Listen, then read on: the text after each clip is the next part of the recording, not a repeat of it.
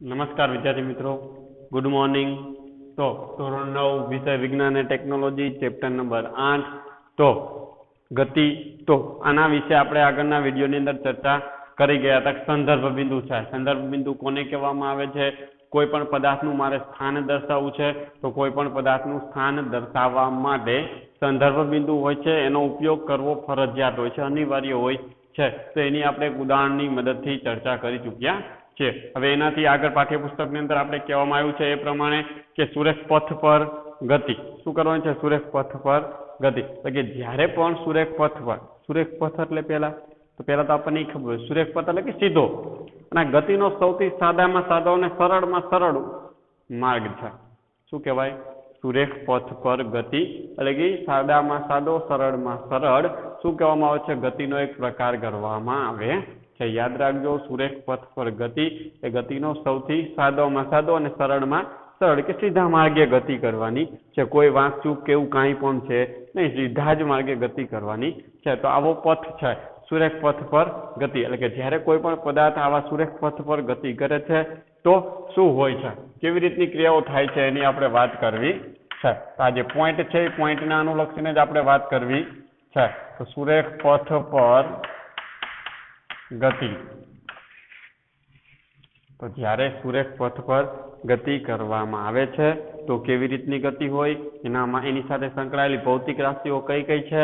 તો યાદ રાખજો, એની સાથે સંકળાયેલી મુખ્ય બે રાશિઓ છે. સુરેખ પથ પર જ્યારે કોઈ પદાર્થ ગતિ કરતો હોય ત્યારે એની સાથે સંકળાયેલી મુખ્ય બે રાશિઓ છે. એક છે અંતર, બીજું છે સ્થાનાંતર. તો પહેલા તો આપણને એ ખબર હોવી જોઈએ અંતર એટલે શું, સ્થાનાંતર એટલે શું. બંનેના એકમો પણ આપણને ખબર હોવી જોઈએ. અંતર છે તો અંતરનો એકમ શું છે, સ્થાનાંતર છે તો સ્થાનાંતરનો એકમ શું છે. તો આવી જે બેઝિક માહિતી છે પહેલા એના વિશે આ સુરેખ પથ પર ગતિ સમજતા પહેલા આપણને ખબર હોવી જોઈએ. તો આપણે ત્યાંથી શરૂઆત કરીએ કે અંતર અને સ્થાનાંતર કોને કહેવામાં આવે છે અને તેનો એસઆઈ એકમ પણ તમારે જણાવવાનો છે. તો ખાસ કરીને યાદ રાખજો કે અંતર અને સ્થાનાંતર એટલે શું, તેમના એસઆઈ એકમો પણ જણાવો. તેમના એસઆઈ એકમો પણ શું કરવાના છે? આપણે જણાવવાના છે. તો ખાસ કરીને યાદ રાખજો અંતર કોને કહેવાય, સ્થાનાંતર કોને કહેવામાં આવે છે. તો સૌપ્રથમ આપણે વાત કરીશું અત્યારે અંતરની. તો અંતર સૌપ્રથમ કોને કહેવામાં આવે છે એની વાત કરવી છે. તો કહેવામાં આવે છે કે આપેલ સમયગાળામાં ગતિ કરતો પદાર્થ છે એને કાપેલા ગતિપથની જે કુલ લંબાઈ હોય, આપેલા કોઈ પણ પદાર્થે આપેલા ચોક્કસ સમયગાળાની અંદર કાપેલા જે અંતર હોય છે, કાપેલા જે કુલ ગતિપથ છે ને ગતિપથનું કુલ જે લંબાઈ હોય છે, આ ગતિપથની કુલ લંબાઈને શું કહેવામાં આવે છે? અંતર કહેવામાં આવે છે. ઉદાહરણ તરીકે હું તમને આ એક સાદો અને સિમ્પલ માર્ગ દર્શાવું છું. સમજી લ્યો કે અત્યારે આ જે સ્થાન છે આ છે નવા બસ સ્ટેન્ડ. શું છે? નવા બસ સ્ટેન્ડ છે. આ શું કહેવાય? સંદર્ભ બિંદુ આપણે અત્યારે ગણી શકીએ. હવે નવા બસ સ્ટેન્ડ થી રાજકોટ, આ શું છે? રાજકોટ. સમજી લો આ 65 કિલોમીટર અંતર છે. કેટલું? નવા બસ સ્ટેન્ડ થી લઈને રાજકોટના બસ સ્ટેન્ડ સુધીનું જે અંતર છે એ 65 કિલોમીટર છે. કેટલા કિલોમીટર છે? 65 કિલોમીટર છે. તો જો કોઈ પણ પદાર્થ આપેલા સમયગાળામાં, એટલે કે ચોક્કસ જે સમયગાળો તમને આપેલો છે એ આપેલા સમયગાળામાં કાપેલી કુલ ગતિપથની લંબાઈ, એટલે અહીંથી અહીંયા સુધીનું અંતર, આ શું કહેવાય? એનો ગતિપથ. અને આ ગતિપથની શું કહેવાય? કુલ લંબાઈ. આ જે માર્ગ છે એ ગતિપથની કુલ લંબાઈ કહેવાય. શું કહેવામાં આવે છે? ગતિપથની કુલ લંબાઈ. અને ગતિપથની આ જે કુલ લંબાઈ છે તો ગતિપથની આ કુલ લંબાઈને શું કહેવામાં આવે છે? અંતર કહેવામાં આવે. ટૂંકમાં એવું કહી શકાય કોઈ પણ પદાર્થે અહીંથી અહીંયા જેટલું અંતર કાપ્યું છે તો અહીંથી અહીંયા જેટલું અંતર શું કહેવાય? 65 કિલોમીટર છે.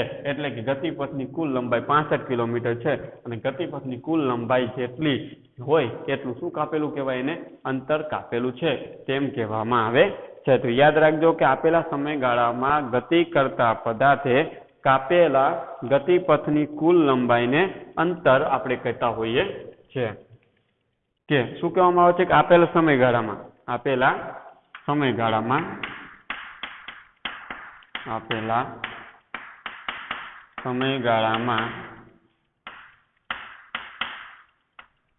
પદાર્થે કાપેલ ગતિપથની કુલ લંબાઈ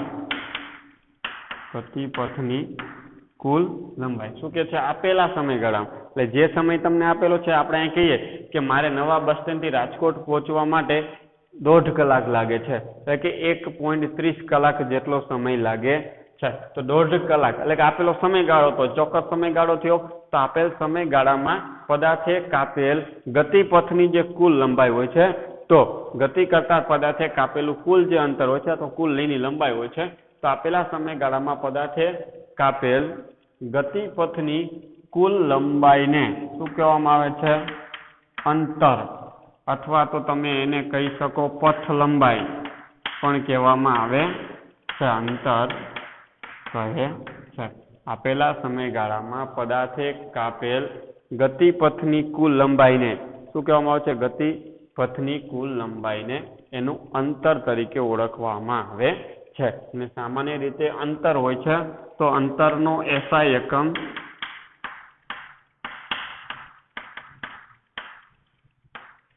મીટર છે। અંતરનો SI એકમ શું છે? મીટર, અને જેને આપણે સામાન્ય રીતે m વડે દર્શાવતા હોઈએ છીએ, મીટર। આ તો સૌથી નાનો એકમ છે, પછી કિલોમીટર પણ હોઈ શકે છે। મીટર, કિલોમીટર, સેન્ટીમીટર પણ આનાથી જ પણ નાનો એકમ છે। તો સેન્ટીમીટર, મીટર અને કિલોમીટર જેવા એકમો પણ હોઈ શકે છે, આ યાદ રાખવાનું છે। તો આ હતી અંતર વિશેની વાત। એવી જ રીતના હવે આપણે વાત કરીશું સ્થાનાંતર। સ્થાનાંતર કોને કહેવામાં આવે છે? તો પદાર્થના જે ગતિપથ છે, તો ગતિપથના પ્રારંભિક સ્થાન અને અંતિમ સ્થાન સુધીના જે લઘુત્તમ અંતર હોય છે, એટલે ઓછામાં ઓછું જે અંતર હોય છે, આ અંતરને શું કહેવામાં આવે છે? પદાર્થનું સ્થાનાંતર કહેવામાં આવે છે। તો આ જ ઉદાહરણ, નવા બસ સ્ટેન્ડથી કોઈ વ્યક્તિ છે એ રાજકોટ જાય છે, રાજકોટથી ફરી પાછો આવે છે અને ટંકારા રોકાઈ જાય છે। ટંકારા તે શું કરે છે? રોકાણ કરે છે। એટલે સમજી લો અહીંથી ટંકારા સુધીનું અંતર છે એ 35 કિલોમીટર છે। કેટલું છે? 35 કિલોમીટરનું અંતર ધરાવે છે। તો જો વ્યક્તિએ કુલ અંતર કેટલું કાપ્યું? નવા બસ સ્ટેન્ડથી ક્યાં જાય છે? રાજકોટ, એટલે કેટલા કિલોમીટર થયું? 65 કિલોમીટર થયું। રાજકોટથી ફરી પાછો ટંકારા આવે છે તો એ કેટલા કિલોમીટર અંતર કાપ્યું? ફરી પાછું રાજકોટથી અહીંયા ટંકારા સુધીનું અંતર કેટલું છે? આ સાઈડ તો 35 છે, આ સાઈડ કેટલું હોય? તો 30। કેટલું હોય? 30 કિલોમીટર। તો ટોટલ અંતર એને કેટલું કાપ્યું કહેવાય? 5, 6 ને 3 9, 95 કિલોમીટર અંતર કાપ્યું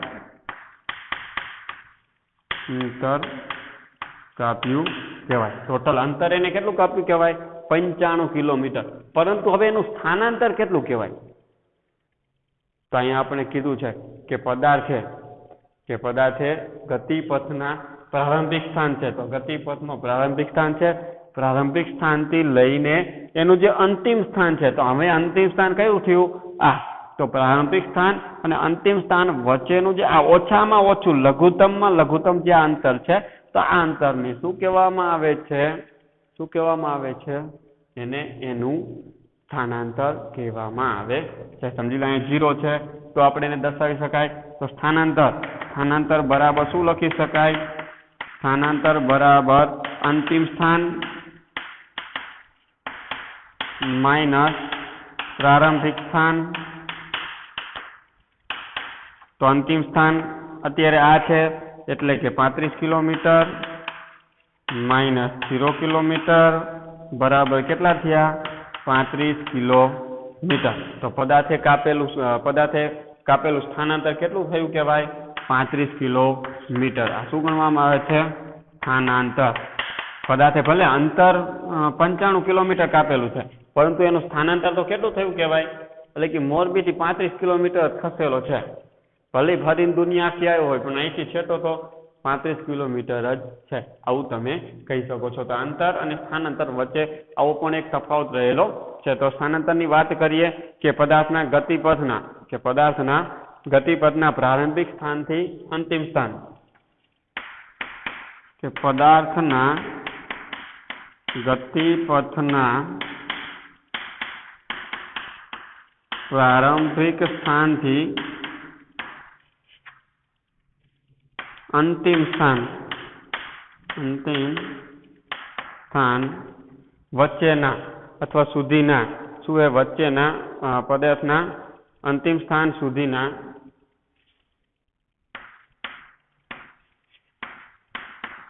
લઘુત્તમ અંતરને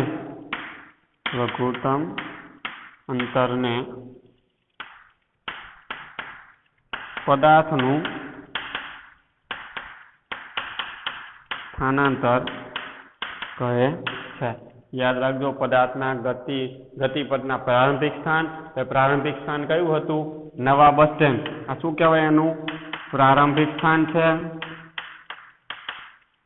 પ્રારંભિક સ્થાન એટલે કે પ્રારંભિક સ્થાનથી અંતિમ સ્થાન સુધીનું. તો અંતિમ સ્થાન તરીકે અહીં આપણે અત્યારે ટંકારા છે અંતિમ સ્થાન. તો સુધીના જે લઘુત્તમ અંતર, લઘુત્તમ એટલે કે ઓછામાં ઓછું, આ બંને વચ્ચેનું જે ઓછામાં ઓછું અંતર છે એને શું કહેવામાં આવે છે? પદાર્થનું સ્થાનાંતર કહેવામાં આવે છે. આ બાબત ખાસ કરીને આપણને યાદ હોવી જોઈએ. અને સ્થાનાંતર છે તો સ્થાનાંતરનો SI એકમ પણ શું હોય છે? મીટર જ હોય છે. એટલે કે સ્થાનાંતરનો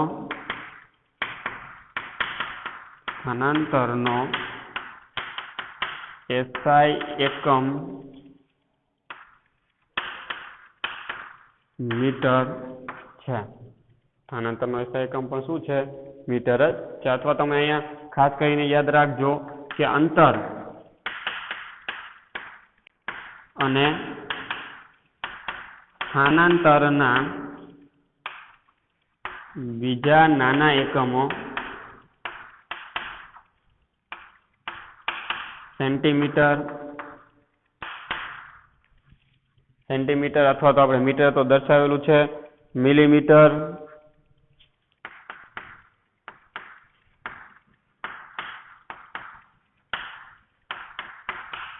કિલોમીટર,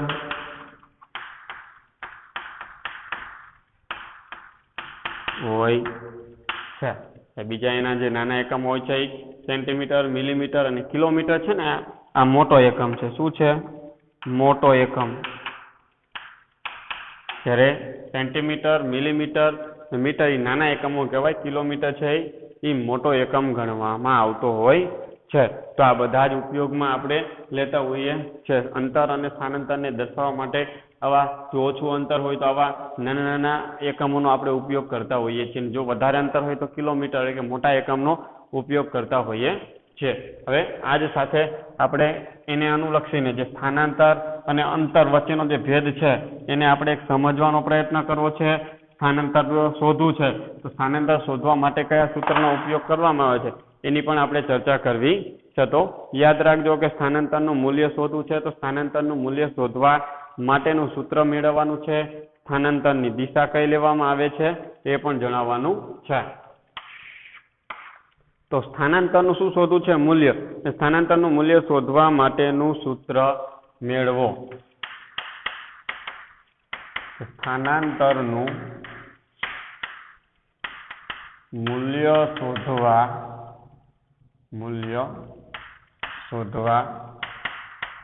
માટેનું સૂત્ર મેળવો. શું કરવાનું છે? સ્થાનાંતરનું મૂલ્ય શોધવું છે. એટલે કોઈ કયા પદાર્થે કેટલું સ્થાનાંતર કર્યું છે તેના માટેનું સૂત્ર કયું હોય એ મેળવવું છે. અને સ્થાનાંતરની દિશા કઈ લેવામાં આવે છે તે જણાવો. અને સ્થાનાંતરની દિશા કઈ લેવામાં આવે છે તે જણાવો. એટલે પદાર્થ છે એ કઈ દિશામાં સ્થાનાંતર કરે છે એ પણ આપણે જણાવવાનું છે. તો પહેલા તો આપણે સ્થાનાંતરનું મૂલ્ય શોધવું છે. તો સ્થાનાંતરનું મૂલ્ય શોધવા માટે શું કયા સૂત્રનો આપણે ઉપયોગ કરીએ છીએ? તો એ સૂત્ર મારે મેળવવું છે. તો સૂત્ર હું કેવી રીતના મેળવી શકું એની વાત. તો ખાસ કરીને ધ્યાન આપજો. સમજી લો આ સુરેખ પથ છે, સીધો એક માર્ગ છે. અત્યારે કોઈ પદાર્થ અહીંયા છે જેને મેં નામ આપી દીધું O. શું કહેવામાં આવે છે? O કહેવામાં આવે છે. હવે અત્યારે આ જે પદાર્થ છે એ અહીંયા છે. હવે એનું એક સ્થાન છે અહીંયા, જેને મેં કીધું x1. બીજું એનું સ્થાન છે અહીંયા. એટલે આ બે સ્થળ, તમે કોઈ પણ બે સ્થળના નામ પણ અહીંયા લખી શકતા હોય છો. તો જ્યારે x1 સ્થાન પર પહોંચે છે, આ O પદાર્થને x1 સ્થાન પર પહોંચવા માટે એને સમજી લો કે t1 જેટલો સમય લાગે છે. સમજી લો આ શું છે? નવા બસ સ્ટેન્ડ. નવા બસ સ્ટેન્ડ છે. આ છે ટંકારા છે. શું છે? ટંકારા. અને આ છે રાજકોટ છે. શું છે? રાજકોટ. સમજી લ્યો કોઈ પદાર્થ છે અથવા મારે હવે નવા બસ સ્ટેન્ડ થી નવા બસ સ્ટેન્ડ થી ટંકારા પહોંચવા માટે t1 જેટલો સમય લાગે. કેટલો? t1 જેટલો સમય લાગે છે. એવી જ રીતના રાજકોટ પહોંચવા માટે મને t2 જેટલો શું લાગે છે? સમય લાગે છે. અહીંયા t લેવાનું કારણ સમય દર્શાવે. t શું દર્શાવે છે? સમય દર્શાવે છે, ટાઈમ દર્શાવે છે. એટલા માટે t1 અને t2. એટલે કે મારે નવા બસ સ્ટેન્ડ થી ટંકારા પહોંચવા માટે મને t1 જેટલો સમય લાગે છે, રાજકોટ પહોંચવા માટે t2 જેટલો સમય લાગે છે. તો હવે શું કરવાનું છે? આજે તમને માપ અહીંયા આપવામાં આવેલું છે. એ જે માપ છે એ તમને કિલોમીટરમાં દર્શાવેલું છે કે અહીંયા આટલા કિલોમીટર છે એવું દર્શાવવામાં આવે છે. આગળ મેં તમને ઉદાહરણ દ્વારા કીધું હતું કે અહીંયા 0 કિલોમીટર, અહીંયા 35 કિલોમીટર ને અહીંયા 65 કિલોમીટર છે. તો એ અંતર છે કિલોમીટરમાં દર્શાવવામાં આવતું હોય છે. હવે અહીંયા O છે. આજે O દર્શાવેલું છે ને અહીંયા આ બિંદુને આપણે શું કીધું? સંદર્ભ બિંદુ કીધું. શું કીધું? સંદર્ભ બિંદુ. એટલે કે નિશ્ચિત બિંદુ કહેવાય, ચોક્કસ બિંદુ છે. તો એ ચોક્કસ બિંદુની સાપેક્ષે ધારો કે t1 સમયે પદાર્થ x1 સ્થાન પર છે. t1 સમયે પદાર્થ ક્યાં છે? x1 સ્થાન પર છે, એટલે કે ટંકારા છે. t2 સમયે પદાર્થ ક્યાં છે? x2 પર, એટલે કે રાજકોટ પહોંચે છે. તો યાદ રાખજો એક નિશ્ચિત સંદર્ભ બિંદુ O ની સાપેક્ષે શું કરે છે? ધારો કે t1 સમયે પદાર્થ x1 સ્થાન પર છે ને t2 સમયે પદાર્થ x2 સ્થાન પર છે. તો એક નિશ્ચિત શું છે? એક નિશ્ચિત પદાર્થ છે, એક નિશ્ચિત સંદર્ભ બિંદુ, એક નિશ્ચિત સંદર્ભ બિંદુ. સંદર્ભ બિંદુ તરીકે કોણ લીધો છે? O. એક નિશ્ચિત સંદર્ભ બિંદુ O ની સાપેક્ષે ધારો કે જો આની સાપેક્ષે ધારો કે t1 સમયે પદાર્થ x1 સ્થાન પર છે. ધારો કે t1 સમયે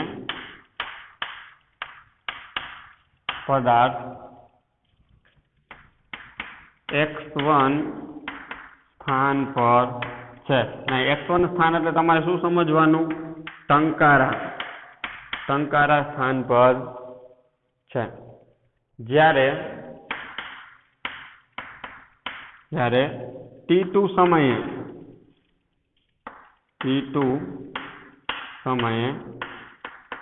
પદાર્થ x2 એટલે રાજકોટ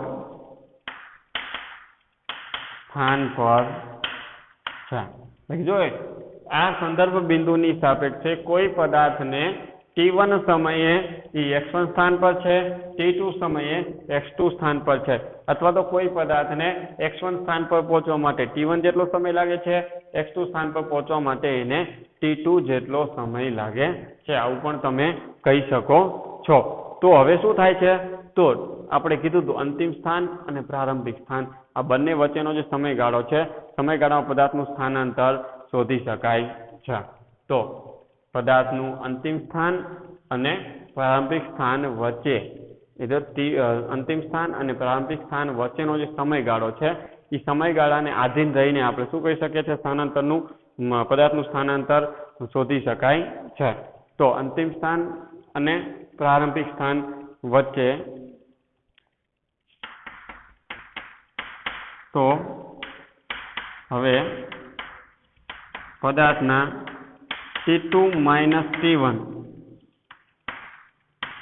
અથવા તો અંતિમ માઇનસ પ્રારંભિક આ જો T2 અને T1 શું દર્શાવે સમયગાળામાં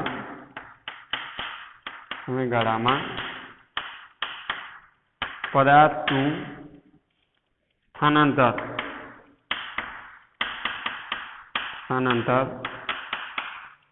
શોધી શકાય છે.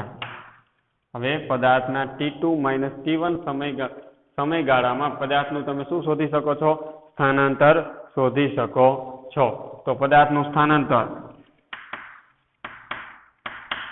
સ્થાનાંતરને આપણે સામાન્ય રીતે S વડે દર્શાવીએ છીએ. S સંજ્ઞા વડે અંતિમ સ્થાન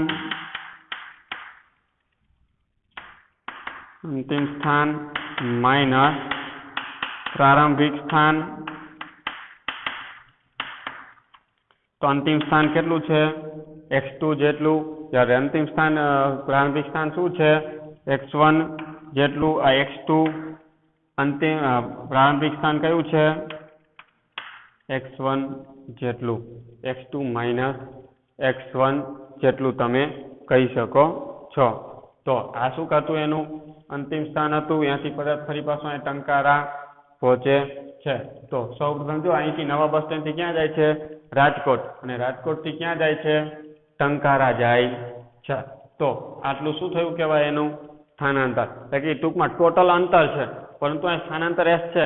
તો આ અંતિમ સ્થાન અને પ્રારંભિક સ્થાન આ બંને વચ્ચેનો જે સમયગાળો છે એ સમયગાળાને અનુલક્ષીને તમે શું કહી શકો છો એનું સ્થાનાંતર શોધી શકો છો. તો આ શું થઈ ગયું સ્થાનાંતરનું સૂત્ર S બરાબર x2 માઇનસ x1 ની મદદથી તમે એનું સ્થાનાંતર શોધી શકો છો. તો પદાર્થના સ્થાનાંતરનું મૂલ્ય શોધી શકાય છે. તો આ ઉપરના સૂત્ર પરથી અથવા સમીકરણ 1 ની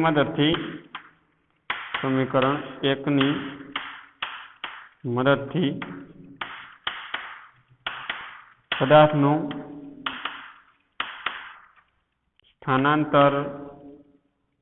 સ્થાનાંતરનું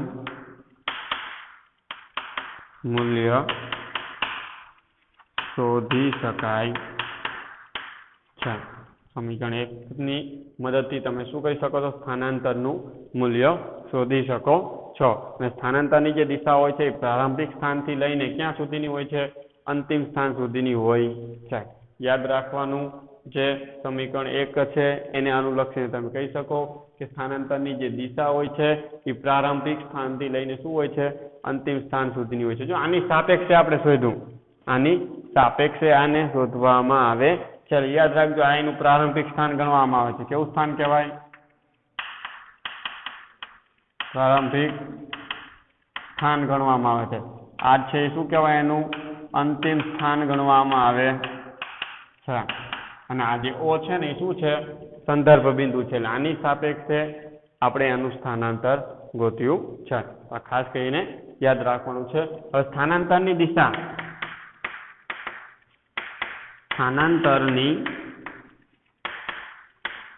દિશા પ્રારંભિક સ્થાનથી અંતિમ સ્થાન, પ્રારંભિક સ્થાનથી કયા સ્થાન તરફ અંતિમ સ્થાન તરફ હોય છે.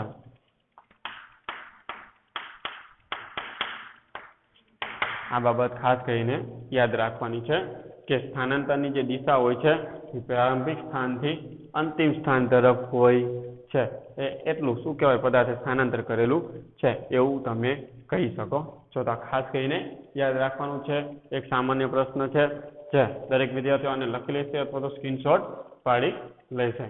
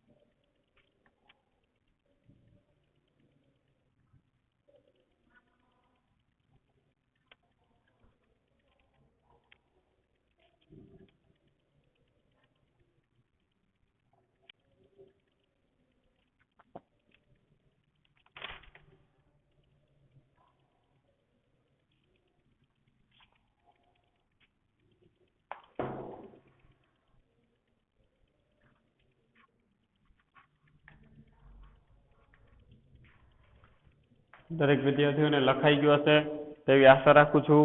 હવે સાથે જ આપણે આગળ થોડુંક ચર્ચા કરી. હવે અંતર અને સ્થાનાંતર છે તો અંતર અને સ્થાનાંતર વચ્ચેનો ભેદ, બંને વચ્ચે શું તફાવત છે, શું બંને સરખા હોય તો એ આપણે ચકાસવાનું છે. અને સામાન્ય જે ઉદાહરણ છે, આવી જ રીતનું ઉદાહરણ છે, એની મદદથી આપણે એને સમજવાનો પ્રયત્ન કરવાનો છે. તો ખાસ કરીને ધ્યાન રાખજો, અગત્યની બાબત છે કે અંતર અને સ્થાનાંતર વચ્ચેનો ભેદ, શું તફાવત છે એ સમજાવવાનું છે. તો અંતર અને સ્થાનાંતર વચ્ચેનો ભેદ સમજાવવાનું છે. કે અંતર અને સ્થાનાંતર વચ્ચેનો ભેદ સમજાવો. શું કરવાનું છે?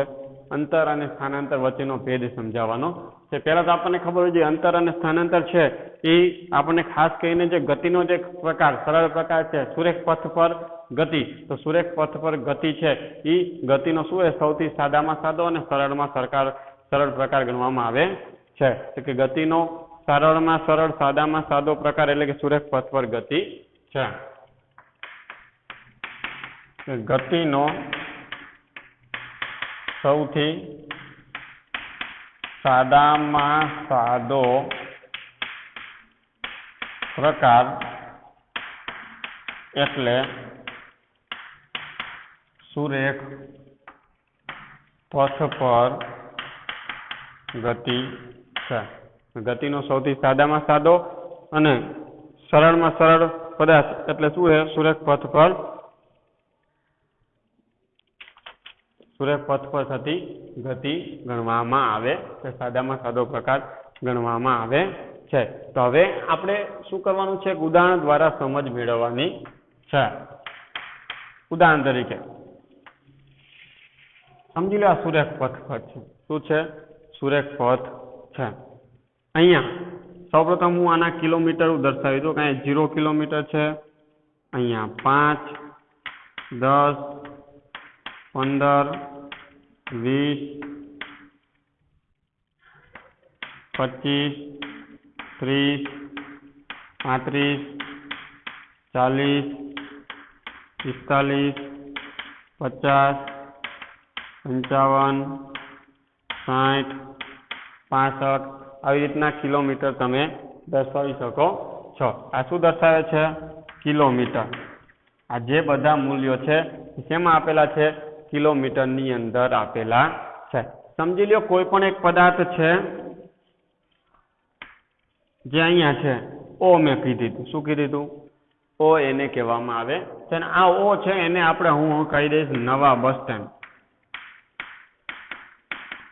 નવા બસ સ્ટેન્ડ. ના ઓ છે એને કહેવામાં આવે છે સંદર્ભ બિંદુ. શું કહેવાય? સંદર્ભ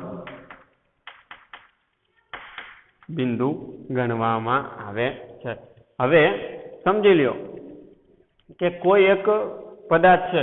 હવે આ અલગ અલગ સ્થાને શું કરે છે? અલગ અલગ સ્થાને પોતાનો સ્ટોપ કરતા હોય છે. તો સમજી લો કે કોઈ પદાર્થ છે અહીંયા છે. પછી કોઈ એક પદાર્થ છે એ તમને કહેવામાં આવ્યું છે કે અહીંયા છે. કોઈ એક પદાર્થ છે અહીંયા છે. આ ત્રણ પદાર્થના શું છે? અલગ અલગ સ્થાન છે. હવે કોઈ પણ એક વ્યક્તિ છે એ આ સ્થાનથી લઈને સૌપ્રથમ અહીંયા સુધી જાય છે. એટલે સમજી લો આને મેં નામ આપી દીધું એ. શું નામ આપ્યું? એ. એટલે કે સૌપ્રથમ કોઈ વ્યક્તિ છે એ ક્યાં જાય છે? નવા બસ સ્ટેન્ડથી રાજકોટ જાય છે. ક્યાં જાય છે? નવા બસ સ્ટેન્ડથી રાજકોટ જાય છે. ત્યારબાદ ત્યાંથી ક્યાં આવે છે? આ સમજી લો ટંકારા છે. શું છે? ટંકારા આવે છે. આને હું કહી દઉં બી. ત્યારબાદ ટંકારાથી આવે છે લજાઈ. ક્યાં આવે છે? લજાઈ આવે છે. એને હું કહી દઉં છું સી. સૌપ્રથમ કોઈ પદાર્થ છે એ નવા બસ સ્ટેન્ડથી લઈને રાજકોટ જાય છે. રાજકોટથી ટંકારાથી પસાર થઈને લજાઈ સુધી પહોંચે છે.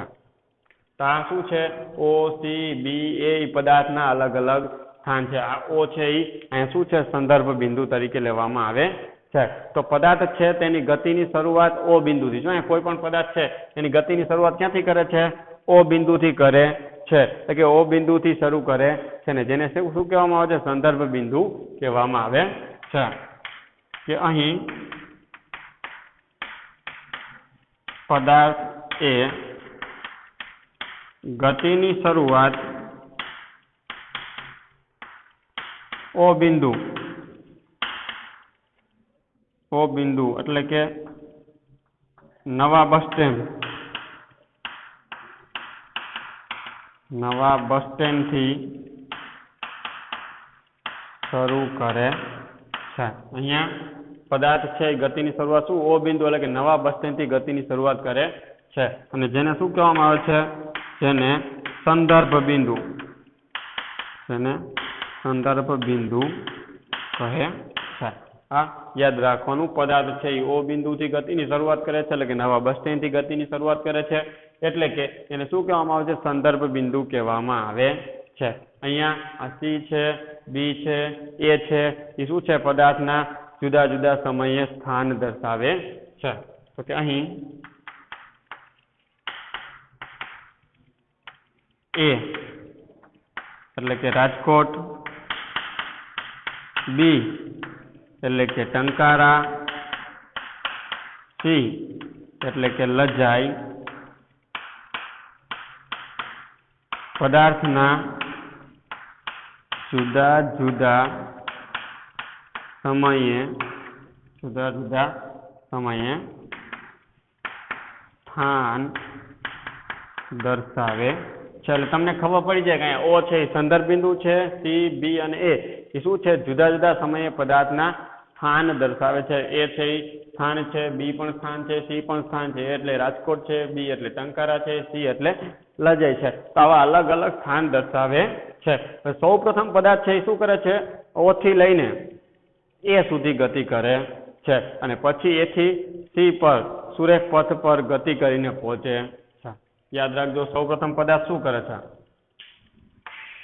અહીંયા ધ્યાન આપજો કે સૌપ્રથમ પદાર્થ છે એ O થી A સુધી પહોંચે છે ક્યાં પહોંચે છે O થી લઈને A સુધી પહોંચે છે એટલે કે સુરેખ પથ પર પહોંચે છે અને પછી ફરી પાછો A થી C સુધી પહોંચે છે કે અહીં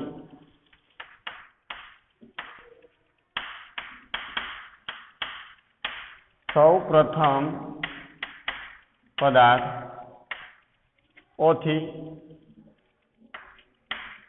A સુધી પહોંચે છે અને પછી A થી C સુધી પહોંચે છે પહેલા પદાર્થ ક્યાંથી ક્યાં સુધી આવે છે O થી A સુધી એટલે કે નવા બસ સ્ટેન્ડ થી રાજકોટ આવે છે અને રાજકોટ થી ફરી પાછો ક્યાં આવે છે લજ્જાઈ સુધી આવે છે એટલે કે પહેલા અહીં લખી દઉં પહેલા નવા બસ સ્ટેન્ડ થી રાજકોટ અને પછી રાજકોટ થી લજાઈ શું થાય છે રાજકોટ થી લજાઈ સુધી શું આવે છે પાછો આવે છે તો આ વખતે તે શું કરે છે 60 કિલોમીટર અને 35 કિલોમીટર એટલે કે કુલ આટલું અંતર કાપે છે સૌપ્રથમ જો નવા બસ સ્ટેન્ડ થી રાજકોટ જાય છે કેટલું અંતર કાપે છે અહીં તે સૌપ્રથમ નવા બસ સ્ટેન્ડ થી રાજકોટ એટલે O થી A સુધી ગતિ કરે છે ત્યારે તે 60 કિલોમીટર અને પછી રાજકોટ થી લજાઈ એટલે કે A થી C સુધી ગતિ કરે છે ત્યારે તે આમાંથી આટલા બાદ કરી નાખવાના એટલે એટલા 30 કિલોમીટર જેટલું શું કરે છે અંતર કાપે છે કે અહીં પદાર્થ સૌપ્રથમ O થી A સુધી 60 કિલોમીટર અંતર O થી A સુધી કેટલું અંતર કાપે છે 60 કિલોમીટર અંતર અને પછી A થી C સુધી એટલે A થી C સુધી આમાંથી આને બાદ કરી નાખો 60 - 30 એટલે કે 30 કિલોમીટર અંતર કાપે છે અહીં પદાર્થ સૌપ્રથમ O થી A સુધી એટલે 60 કિલોમીટર અંતર અને પછી A થી C સુધી એટલે કે 30 કિલોમીટર અંતર કાપે છે એટલે કે પદાર્થ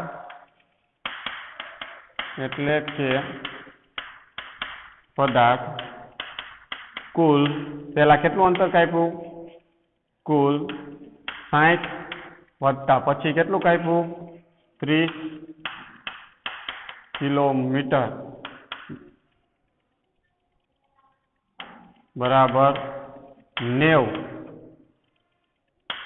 કિલોમીટર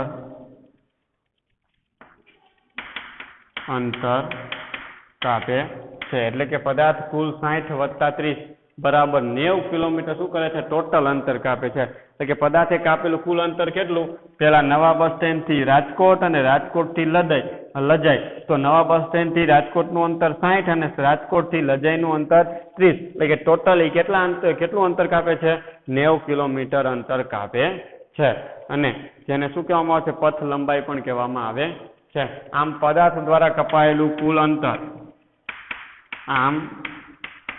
પદાર્થ દ્વારા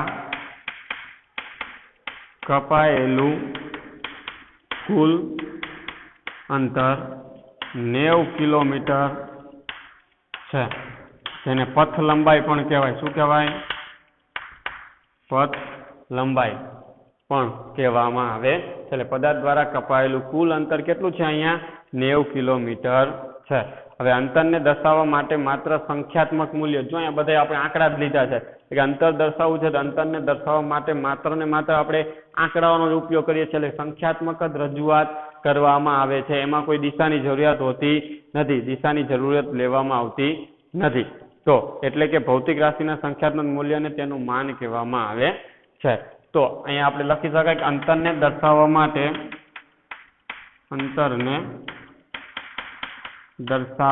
માટે માત્ર સંખ્યાત્મક મૂલ્ય જ લેવામાં આવે છે. દિશા લેવામાં આવતી નથી અથવા દિશા જોવામાં આવતી નથી. કઈ દિશામાં અંતર કાપે છે એ જોવામાં આવતું નથી. તો આ હતી અંતરની વાત. હવે આપણે વાત કરીશું સ્થાનાંતર. તો હવે પદાર્થનું જે પ્રારંભિક સ્થાન છે આ શું કહેવાય? એનું પ્રારંભિક સ્થાન છે. પ્રારંભિક સ્થાન O અને અંતિમ સ્થાન C વચ્ચેનું જે અંતર છે એ અંતરને પદાર્થનું શું કહેવામાં આવે છે? સ્થાનાંતર કહેવામાં આવે છે. આને આપણે શું કહી શકીશું? પ્રારંભિક સ્થાન. અને શું કહેવામાં આવે છે આપણે એનું? અંતિમ સ્થાન. અહીંયા સુધી પદાર્થ પાછો આવે છે ને, અહીંથી રાજકોટ ને રાજકોટથી લજાઈ સુધી આવે, આ શું કહેવાય? એનું અંતિમ સ્થાન. તો હવે સ્થાનાંતર માટેની વાત કરવાની છે.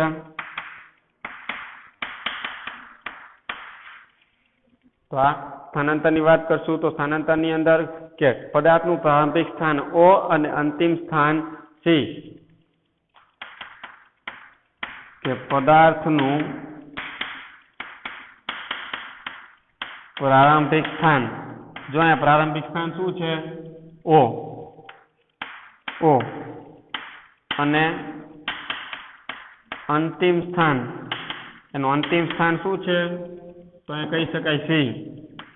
અંતિમ સ્થાન C વચ્ચેના અંતરને પદાર્થનું સ્થાનાંતર કહે છે, અથવા એના વચ્ચેની પથ લંબાઈને પણ સ્થાનાંતર કહેવામાં આવે છે. પદાર્થનું પ્રારંભિક સ્થાન O અને અંતિમ સ્થાન C, આ બંને વચ્ચેની જે પથ લંબાઈ છે અથવા બંને વચ્ચે કપાયેલું જે અંતર છે આ અંતરને શું કહેવામાં આવે છે? પદાર્થનું સ્થાનાંતર કહેવામાં આવે છે. અને જે શું છે? જે અત્રે કે જે અહીંયા તો પદાર્થનું સ્થાનાંતર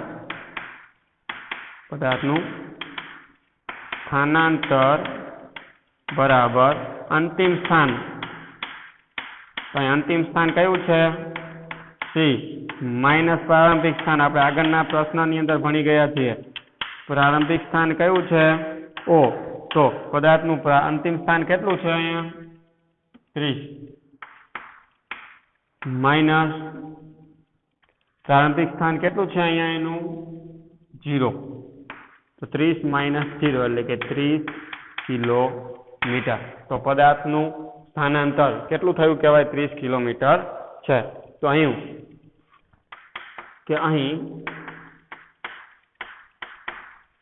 પદાર્થનું સ્થાનાંતર 30 કિલોમીટર છે. પદાર્થનું સ્થાનાંતર કેટલું છે? 30 કિલોમીટર. જ્યારે પદાર્થનું અંતર આપણે કેટલું લીધું હતું? ત્યારે પદાર્થનું કુલ અંતર કેટલું છે? 90 કિલોમીટર છે. અહીં જો પદાર્થનું અંતર અને સ્થાનાંતર બંને સમાન નથી, કે અહીં પદાર્થનું અંતર અને સ્થાનાંતર સમાન નથી. આવું તમે કહી શકો છો કે પદાર્થનું અંતર અને સ્થાનાંતર છે એ સમાન નથી. તો આ તો એક ઉદાહરણ દ્વારા આપણે સમજ મેળવી. જો પદાર્થનું અંતર અને સ્થાનાંતર બંને સરખા નથી, બંને અલગ અલગ હોય છે એવું આપણે સાબિત કરી શકીએ છીએ, જેને સામાન્ય ઉદાહરણ દ્વારા આપણે સમજ મેળવી છે. તો દરેક વિદ્યાર્થીઓ આને લખી લેશે. 2 મિનિટનો સમય છે તમારી પાસે. આ સાથે જ આપણો વિડીયો અહીં આપણે પૂર્ણ કરીએ છીએ. અને આગળનો જે પોઈન્ટ છે હવે એની આપણે આગળની જે પ્રવૃત્તિઓ આપેલી છે પ્રવૃત્તિની આપણે આગળના વિડીયો લેક્ચરની અંદર ચર્ચા કરીશું. ત્યાં સુધી ઘરમાં રહેવાનું, સુરક્ષિત રહેવાનું. જય હિન્દ.